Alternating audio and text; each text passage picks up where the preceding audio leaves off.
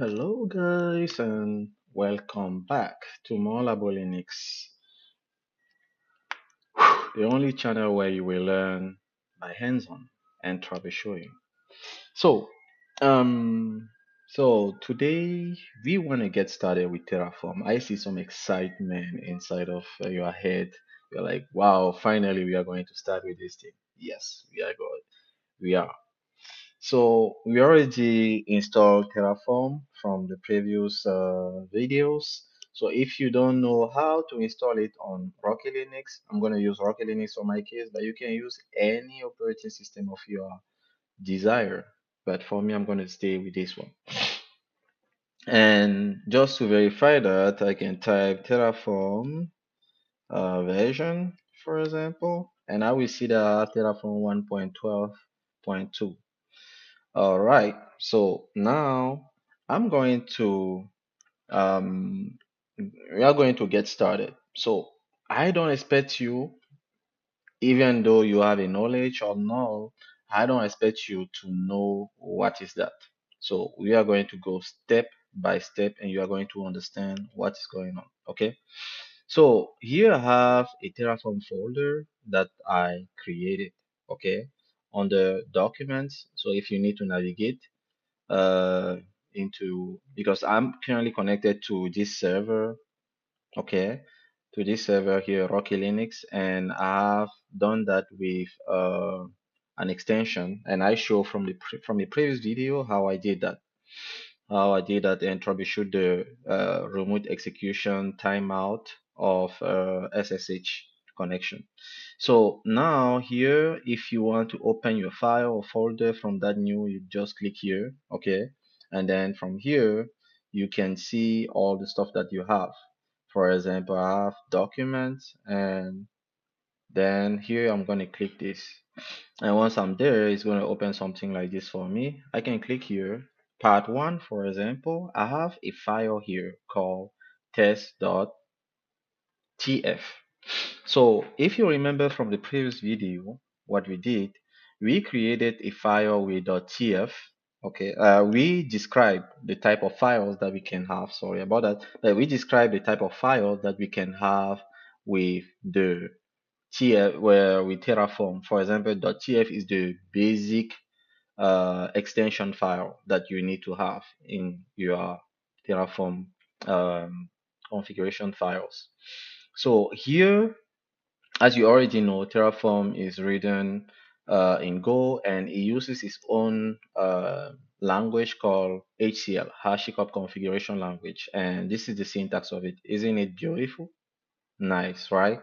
But if you are kind of lost at this point, I'm gonna make it really simple for you.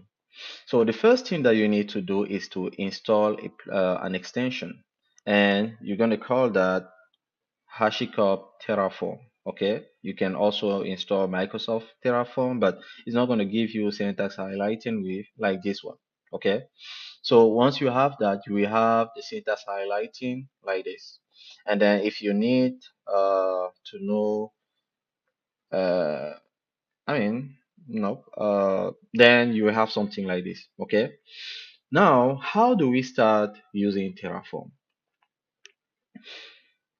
So everything depends on what you really want to achieve on Terraform. Okay, so I'm going to close this one for now. We are going to focus only on the code. So let's close this as well. So everything really depends on what you want to do with Terraform. For example, here I have a Terraform block. So uh this is Terraform configuration for creating local file and zipping. Okay, that's nice. This is Copilot that is proposing stuff like this for me. So I like it. But here, I'm going to give more description to what is going on. So this is the Terraform block, which is one of the block that we saw from my previous video. So that block is there to set up the initial configurations of what version of Terraform. So this is the version of Terraform that you intend your code to at least work with it. Okay. So if your code is written in 0.12, for example, you expect it to work with 1.1.12. you might face some issue. Okay, so here I'm telling Terraform that hey, it's okay for you to run with version, because when you check my current version here, what do I have? I have 1.12.2, okay? But here you see that I have what? 1.0.0. So here I'm telling Terraform, it's okay for you to run from one to run from a version that is equal, that is greater or equal to 1.0. And we are going to talk about Terraform version constraint later on, because what I use here is what we call version constraint, as well as the ones that you are going to see down.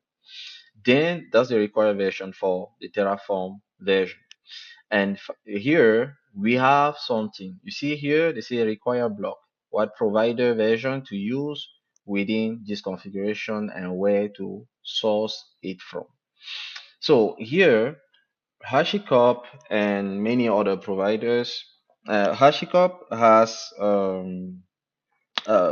signs most of the providers, but it happens that a provider might not be signed by HashiCorp, and you still need it because it's very reliable. Everyone is using it, so you need to have it. So it might be different starting from here.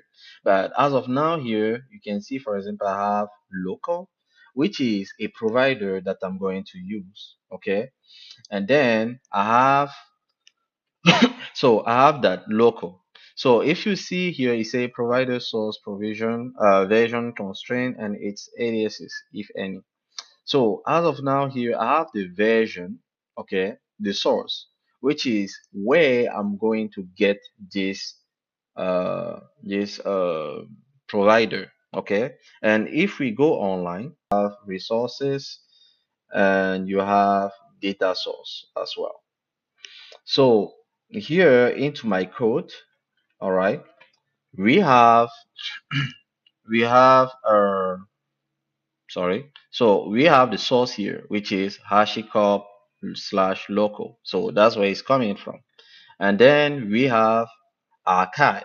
We have the version which is 2.0, but I have a version constraint here, which stands for the rightmost version is okay. For example, if I have 2.0, it means that my code can go from 2.0 all the way to the last version that was published under 2.0, but cannot go to 3.0. Okay, but if I was having something like this point zero again, it means that only this will get updated, okay, and this one will never get touched, something like that. But we are okay here, all right. And from the documentation, you can click here to see how you can pass that as well. If you want to use this latest version, you can do that as well like this. So for me, I stay there. And then you have the provider. So the provider is this one where you have local, and then you have the configuration options, if any, that you can put there. So if we get back to the code here, you will see that I have version with a constraint. Okay, and then the same for archive. So archive is another provider which is used to archive your file. This is used to create local files and manipulate local files. Okay, so if you want, you can put an extra space between them, or you can have them all together. Same here as well. So for readability, you can put it like this. So now I have the local provider and the archive provider, which is nice. Now comes the, so if I put here, so here we are configuring the local and archive provider.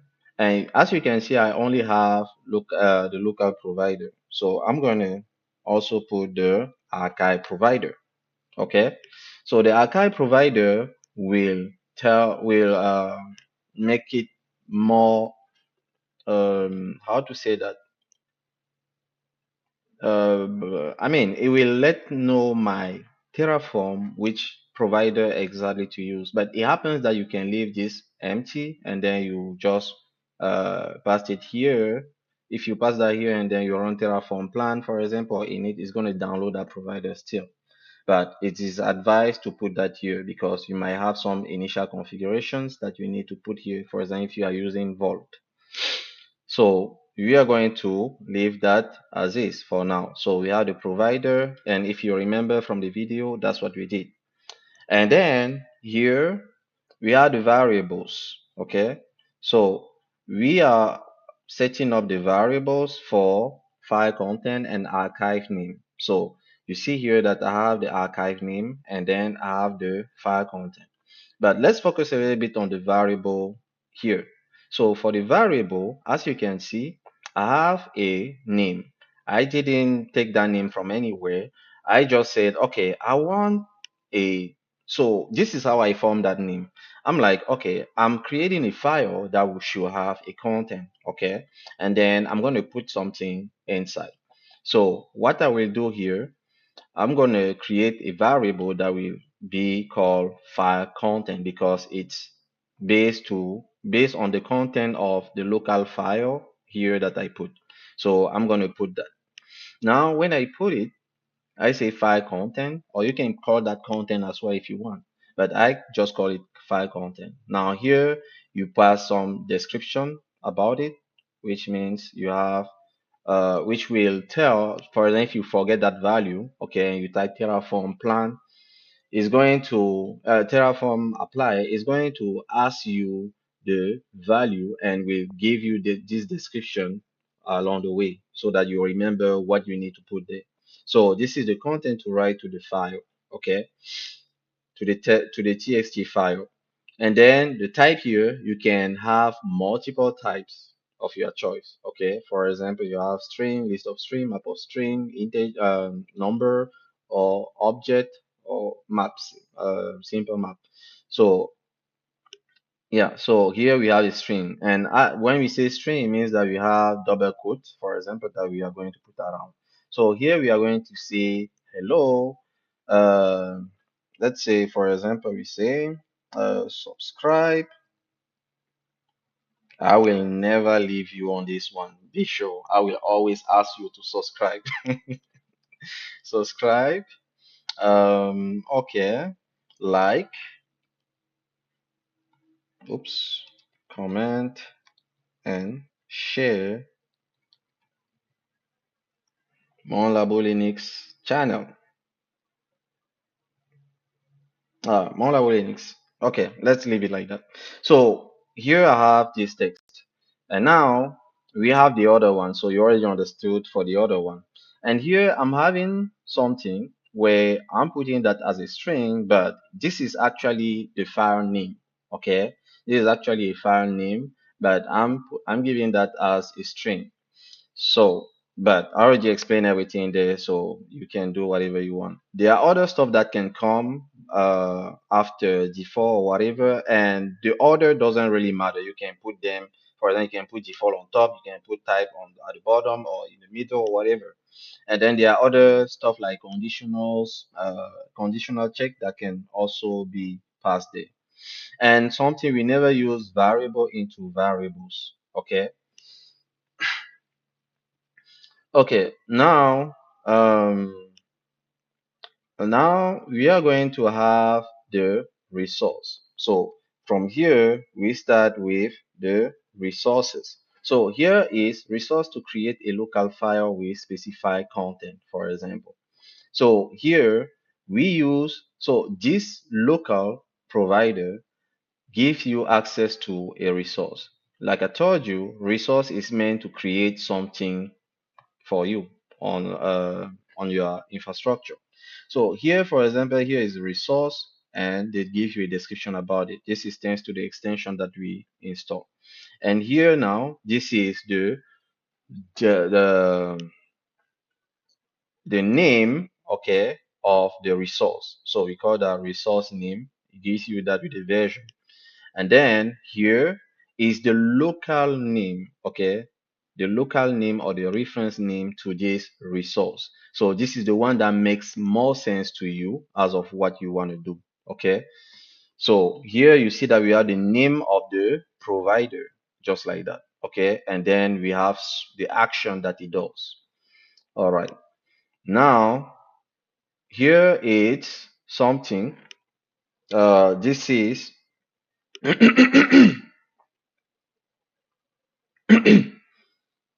sorry. Okay. So this is, one of the content. This is one of the, uh, is it attribute or reference, something like that? I kind of forgot that, but we're gonna get there. So here we have content. Okay, now the content, instead of writing this whole text here, okay, instead of writing this whole text here, we are putting that, we are saying var. Okay, so we say var dot, and then we put the name of the variable, which is this one. Okay, so it means that I could have just delete this, okay, and put this and remove this whole variable, and it will still be the same.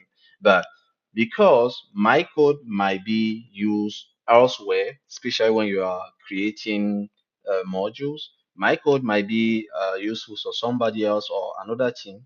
I have to put that as a variable, for example. And then here the file name. So for the file name, I'm giving that as the module path. Module path. So here you will see they will say what? They will say the file system path of the module where the expression is placed. Okay. So as you can see, this is the whole path. All right. So that's the whole path for the module. And then from there, it's going to create this file. Okay, so it's going to take this whole content and create a file and put that inside. It's exactly as if you were typing vim. Okay, oops, not there. It's exactly as if you were typing vim. You put hello dot txt, and then you put some content inside, you save and you exit. So that's exactly what it's going to do. So it's gonna create that file and put this content that we put here inside. And here now we are kind of having archive file. Okay, archive is the name of the provider, and then file is just, it just means that it will interact with something called, for example, a file. It will perform an action on a file. Then we have the reference name here. Okay, from that reference name we have the resource attribute, for example. And one of the resource attribute here is the type. It can take zip or tar or gz. Okay. Now here we have the source file. Okay. So which means from which file are we going to get the resource? Are we going to create the zip file? Okay. So so here we're gonna create that from local. Okay. So it means that we come to the whole block here, and then we take from here when we are acting with resources. We start taking from here, okay, and then we put dot, and then we put this one and another dot, and then we put the attribute reference. Okay, the attribute reference, which is the file name. Okay, which is file name. So it means that we want to get this. All right. So that will be the file name. And now that was the source of the file that we need to create a zip on. And what is the output of that? How will it look like? Okay. So you can see here that we have the path module again. It means that we are creating it from the same location. And then we have var dot, okay, which is this one here, var dot archive underscore name. Now, after doing that, it's going to create this file, okay, hello.zip, and we'll zip this file content. Okay, you will zip this file content into this, so that if you unzip it, for example, you can still have that file. And now finally we want to get the output of the zip file, for example. So to get the output, You see here, there is a description, here's the value. So to get the output, we put that here like this. So you can also put that as a string, okay? And if you put that as a string, you need to put the flower bracket around it like this and put a dollar sign here, okay? And the reason why I'm putting that into a string is because I want to have it as a text. So for example, here is your your archived file. Okay, here is your archived file. So I'm going to put it like this. Now let's go ahead and try it. And I want to do some stuff, for example, uh, where we have stuff that are not aligned, because it may happen you have stuff like this, okay, into your code. And especially when you are working with team of people, okay. For example, now it's time. So if you take a look at it again here, we don't have anything as of now, but I'm going to do Terraform. The first thing first is to initialize your environment, okay, your workspace. So Terraform init. So now it's gonna go ahead and do the Terraform init. Okay. And as you can see, based on my version constraint, okay, it went ahead and say, okay, I have 5.5.3 for local. I'm gonna download that. And it was signed by HashiCorp. I have you asked for 2.0 at least, okay? But since you put the Rymos version can be upgraded, then I found 2.7, and it has its small brother next to him that are coming together. Then it says signed by this, and then it will put you this nice message saying Terraform has created a local file dot called .terraform.log.hcl. Okay, that's another file that we did not talk about it. So that file keeps record of the provider selections that you made. Okay, include this file into your version control repository, so that Terraform can guarantee to make the same selection by default when you run Terraform init in the future. So it means that if this file is there, okay, unless you type Terraform init dash upgrade, okay, or update, is not going to upgrade the content of that file if that file is still there. So it's not going to download the latest version of the provider. So it's still going to keep the same. And here's that file, as you can see. Here are some hashes, the version constraint that you asked for, and what it downloaded for you, and the reference to that provider, as you can see. So we have the archive and we have the other one. So now no. So now I'm going to what was that? So if we do that again, you see that it's still the same. Okay. Now here because here it says that it took that from the log file, which is this one. Now after that, we were saying that we want to do something. Okay. So I'm gonna do Terraform FMT first. FMT is another option subcommand available on the Terraform. So FMT will attempt to correct any imperfection from the syntax of my code. Okay, so let's do that. So if you have that into multiple file, you can do dash recursive. Okay, recursive and recursive. So you type like this, and then if you have multiple folder that have multiple Terraform file, configuration file, you can do that. So now you can see that my code is now reading perfectly. Okay, the equals are aligned and everything. So far so good. Now let's do Terraform validate. So when you do Terraform validate, this is part of the Terraform workflow. So when you do Terraform validate, you want to check if your code has any imperfection in terms of syntax, something that you may have forget. Probably you put a semicolon somewhere, or you forgot a flower bracket close, or maybe you did not reference the right resources. Okay, so if I do this, it say that the configuration is valid.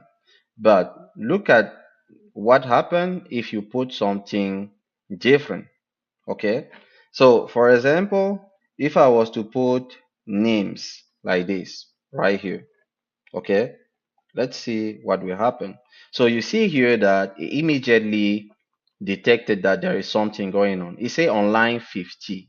Okay, line 50. I mean, the with Terraform 1.1.12, this is great because it used to only get stuck at the block here and will not attempt to check what is going on inside. But now it checks within the block to know what is going on and tells you that, hey, in output, okay, so it gives the block in output something, line 50, there is something going on here. So you put something and it will highlight it for you. You put something that I don't understand and I can find it. So you gotta work your ass off in order to do that, in order to solve that problem. And then it says here, a managed resource, tan, tan, tan, tan. Then it tells you, okay, since it knows that you are calling a resource, it tells you that a managed resource, this. So it means that it's coming to this block, okay? A managed resource, tan, tan, tan, tan, has not been declared in the root module. So now you say, okay, oh, okay, I put S. So you remove that and you try again. So when you try, it says the configuration is valid. Now, after the configuration is valid, it's now time to plan. Okay. So you do Terraform plan. Okay. And then you check it like this. So let me do that again. Terraform plan.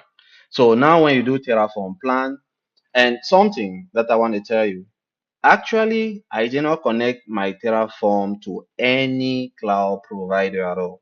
Okay, to any cloud provider. So this is purely on my local system. So now it will give you a nice things here. Okay, so it says the symbol that you see with plus means that it's something that's going to be created, for example. So now it says here, Terraform, sorry. So it says here, Terraform will perform the following action. Okay. And then it tells you that there is a resource, okay, that you are trying to create. So this will be created and it is based on this resource. Okay. So now from that resource, we have the archive file, okay, which is this, okay, the output path. So it means that, so it put dot slash hello.zip. So, and if you check again, you will see that hello.zip. So we are actually on this, which one? We are actually on this one right here. Okay. So, if you check, it is asking for the source file. I mean, it has resolved the source file, and the source file was this one, okay, because it goes to file name. Now, when you check here, you see that it's the source file right here, okay, and then um, the output path. You see that the output path here is not hard coded; is coming from a variable, okay, which is this one. Now it was able to detect that and has it here, okay. So it means that it is able to understand what we are trying to do. And then here is the local file, the local underscore file getting started. Okay. So here getting started is right here. So you see content. Okay. Content was var dot file underscore content. Now when you check here, you will see that content is something like this, which is coming not anywhere but from here.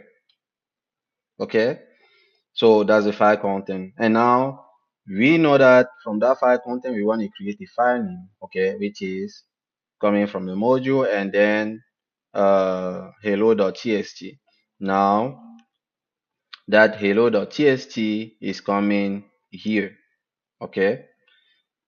And for the archive file, the output file is taking that from there, but we could have also said that we want to take it from local file, getting started, file name, okay. No, yeah, that's good there. That's good there. Okay, so now there is here is going to tell you that I have a plan, and the plan consists of adding two resources. Zero will be changed because you are creating. Zero will be destroyed because you are still creating. Nothing is in my state file yet, and the output change to outputs. Okay, so if you check, you will see here that we have archive underscore path, which is coming from what? From the output here. Okay, and here we have equal, and it says what? Here is, oh, not you. I'm probably sure you saw that earlier, right? But you did not tell me, right? That's good. Okay, so it says here is your archive file, and then we have this, and it is resolving this to its actual value, which is this one. Okay, so now we're gonna do Terraform apply, and we will type enter. So when we do Terraform apply, we do enter. It goes again and says, okay, you asked me to apply this, but are you okay with this again?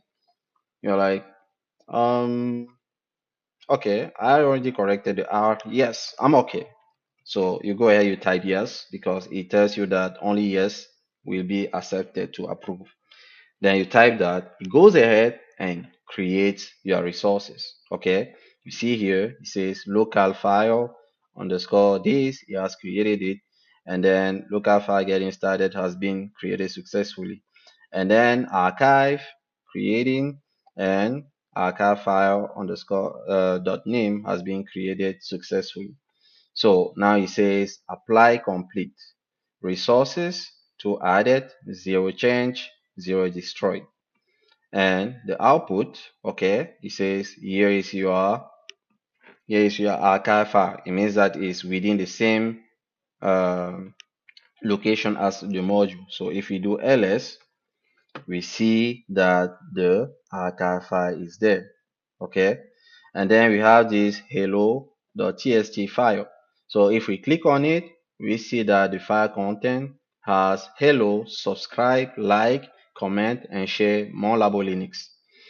So now here we have the zip file that I cannot open now, but if I want, I can delete this and attempt to unzip that file to see if I can recover the content. Okay, so I'm gonna delete that permanently, and then I will use the unzip command to nope, not that on hello.zip, and then we're gonna do this, and you see that the file came back again, and if we click on it, we have it. Okay, so this is the state file itself.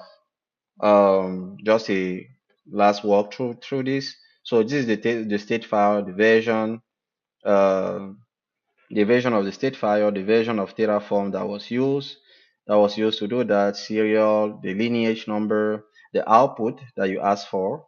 Okay, and then we have the resources block. So if you had data block, module block, local block, you would have all of them here. So it has everything related to what you try to achieve. And that's all. Okay. So let's just do one last thing. Yeah, so we have that, and we also have the Terraform. When we did the Terraform init, this was created. So we have Terraform provider, registry, Terraform.io, HashiCorp, and then we had these two providers, archive, okay, and um, the archive and and the local provider that were downloaded. Let's just do one more thing to see if we can achieve what they said here. So let's see if he really supports that. Gzip tar dot gzip. Okay, dot gz. I mean, so now let's go ahead and try that. So if we do Terraform plan, we see that it says, hey, I'm gonna replace this guy. Okay, so it was zip, now it's gonna be gzip. Okay, we're like, okay, so now you see here that it says one to add and zero to one to destroy, zero to change. And if you now do something like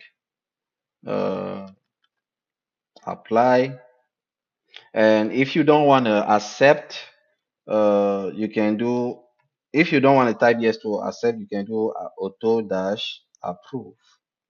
Okay, and then it's going to go ahead and do just that, except that it doesn't really replace. Where is the file? Okay. Uh, so it said destroying, destruction completed, and this. Oh, sorry. Yeah, I made a mistake here. So let me correct that really quick. Yeah, because we say that that will be the extension of the file. Okay, so it means that we have to put the right extension here. That will be tar dot gz. Okay, okay, so now if we attempt to do that again, okay, it has been replaced, and now we see that we have hello tar dot gz. Okay, and we had the other one that was there. Next time, we are going to see how to rewrite all that code into a separate into separate files. Okay. So if you like what we just did, please consider doing a gesture that's safe this channel and that help it to grow. Be a hero